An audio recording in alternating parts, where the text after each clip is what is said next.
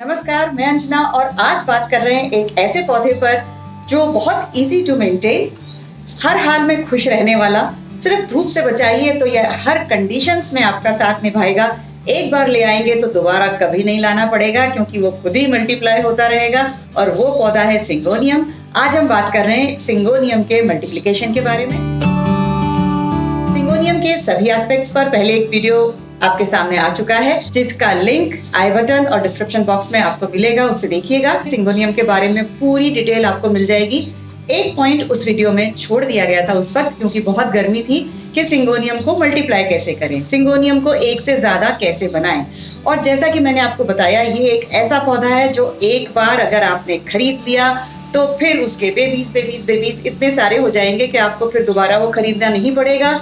Plus अपने दोस्तों को गिफ्ट करने के लिए ये पौधा सबसे अच्छा है क्योंकि इजी टू मेंटेन है। आप घर के अंदर रख लीजिए, आप बालकनी में रख लीजिए, आप सेमी शेड में रख लीजिए, आप थोड़े से ओपन एरिया में रख लीजिए, ये हर जगह खुश रहेगा। तो आज इस खुशबहार पौधे के मल्टीप्लिकेशन की बात करते हैं। सिंगोनियम को मल्टीप्लाई करने के दो तरीके होते हैं। एक होता है हम पत्ती से नया पौधा बना सकते हैं और दूसरा तरीका होता है हम जड़ों को डिवाइड करके एक नया पौधा बना सकते हैं। तो पहला मेथड है ये लीफ प्रोपोगेशन। अगर ऐसी कोई टहनी बहुत लंबी हो जाती है तो वैसे भी पौधे में अच्छी नहीं लगती। इसे आप काट करके इस तरीके से जैसे जैसे हर पत्ती के पीछे एक नोड होती है, इसी नोड से एक नई रूट निकलती है ताकि वो एक नए पौधे में डेवलप हो जाता है। लीफ प्रोपोगेशन का मतलब ये बिल्कुल भी नहीं है कि एक पत्ती को आपने बस ऊपर से काटा और उसको मिट्टी में गाड़ दिया तो नया पौधा बन जाएगा।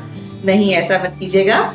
ये जो पूरी एक स्टेम है, इसमें हर पत्ती के नीचे जो एक नोड है, आराम से इसके दोनों तरफ से काट लीजिए कि ये बीच का 1 इंच का हिस्सा हमारे पास रह जाता है। और इसके बाद ये सब जब इकट्ठे हो जाते हैं तो इस तरीके से इसको पानी में डाल दीजिए। ये ध्यान रखिए कि इसको किसी कांच के बर्तन में ही पानी में डालना है। रोशनी मिलती रहती है ग्लास जार के जरिए। कुछ दिनों के बाद आप देखेंगे कि इसमें रूट्स डेवलप हो जाती हैं। बस ध्यान रखने वाली एक बहुत जरूरी बात है कि हर चौथे पांचवें दिन आप इसका पानी बदल दीजिए। रूट्स कितने दिन में डेवलप होंगी ये डिपेंड करता है आपकी लोकेशन, वेदर, ह्यूमिडिटी, क्लाइमेट कैसा है। लेकिन 10 से 15 दिन के बीच में आपको इसमें कुछ नई रूट्स दिखाई देने लग जाएंगी। ये मैंने थोड़े दिन पहले रूट डेवलपमेंट के लिए डाला था। तो ये देखिए, इनमें से जरूरी नहीं है कि हर कटिंग में रूट उतनी ही ज्यादा निकलेगी। ये एक पत्ती थी, 2 पत्तियों का ये एक सेट था, या ये नई निकली है? अच्छा हाँ, ये वाली जो पत्ती है ये नई निकल आई है। हमने एक एक पत्ती डाली थी, ये पत्ती नई निकल आई है और साथ ही ये पीछे रूट भी डेवलप हो गई है। देखिए, ये वाली इसमें पत्ती नहीं निकली है लेकिन इसकी रूट बड़ी निकली है। ये छोटी पत्ती थी तो इसकी रूट भी बहुत छोटी निकली है। ये एक लीफ थी लेकिन अब देखिए इसमें कोई भी रूट नहीं निकली है। तो ये कोई गारंटी नहीं है कि 100% रूटिंग होगा। कोई बात नहीं। अब ये देखिए, ये भी कितना इंटरेस्टिंग चीज़ है कि इसमें कोई रूट अभी खास डेवलप नहीं हुई है लेकिन यहाँ से एक नई पत्ती आना शुरू भी हो गई है। कुदरत हमें हमेशा नए रंग दिखाती है तो कोई एक रूल इनमें कभी फॉलो होता ही नहीं है। अब बस एक ही काम करना है कि कंटेनर में एक अच्छी मिट्टी तैयार कीजिए और इनको अलग अलग लगा दीजिए तो आपका ये नए प्लांट्स तैयार हो गए एक ही स्टेम से। पानी ज्यादा लिया है मैंने, आप नोटिस कर रहे होंगे, क्योंकि ये पानी से निकली हुई रूट है इसीलिए मैंने इसको बहुत ज्यादा गीला रखा है मिट्टी को। धीरे धीरे ये सूख जाएगा, तब तक इसको भी थोड़ी सी सूखी मिट्टी की आदत पड़ जाएगी। अब चलते हैं दूसरा पॉइंट, रूट डिवीजन। अब मैं आपको 2 पौधे दिखाती हूँ किसमें रूट डिवीजन पॉसिबल है और किसमें नहीं है। ये देखिए, ये एक सिंगोनियम है छोटी वाली पत्ती का। इसके नीचे आप देख रहे हैं कि ये सिर्फ एक स्टेम दिखाई दे रही है, इसमें रूट डिवीजन पॉसिबल नहीं है। ये एक दूसरा पौधा है, देखिए पुराना हो जाता है जब, तो अपने आप नीचे से इस तरीके से एक की बजाय ज्यादा टुकड़े आपको दिखाई देंगे। जब आपको इस तरीके से दिखाई देगा कि ये पार्ट्स अलग अलग हैं, तब आप उसमें रूट डिवीजन कर सकते हैं। अब रूट डिवीजन करने के लिए इस पूरे पौधे को हमें इस गमले से निकालना पड़ेगा। गमले को निकालने का तरीका है कि आप अपनी दोनों फिंगर्स के बीच में इस तरीके से पौधे को फंसाइए, पूरा हाथ से इस गमले को कवर कर लीजिए इस तरीके से, और अब इसको उल्टा करिए। किसी भी जगह पर इस तरीके से 1-2 बार हिट करेंगे तो ये पूरा का पूरा गमला इस तरीके से बाहर आ जाएगा और ये आपका पूरा इंटैक्ट रूट बॉल मिल गया। अब आपको ज़्यादा क्लियरली शायद दिखाई दे कि ये देखिए, ये पार्ट बिल्कुल अलग है और ये पार्ट बिल्कुल अलग है। एक बार मैं मिट्टी सेपरेट करती हूँ तो आपको दिखाई देगा।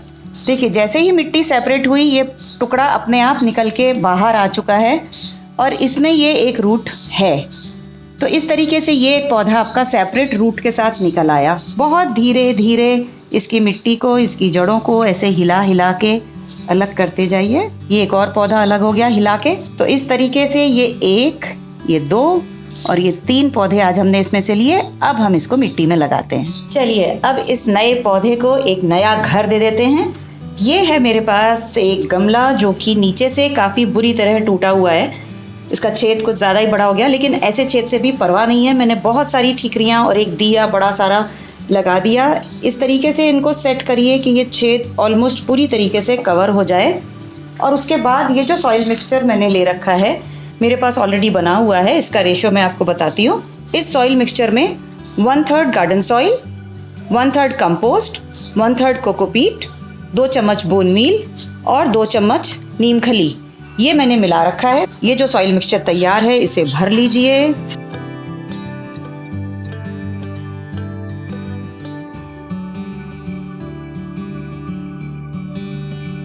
और आखिरी स्टेप है, इसमें पानी दे देना। अच्छे से पानी भर दीजिए ताकि पूरी मिट्टी एक बार को गीली हो जाए। तो है ना चमत्कारी पौधा, खरीदने में भी सस्ता, संभालने में भी आसान और मल्टीप्लाई करना बहुत आसान। हर छठे महीने आपको इस तरीके से सिंगोनियम बहुत बहुत पौधे देता जाएगा, बढ़ाते जाइएगा।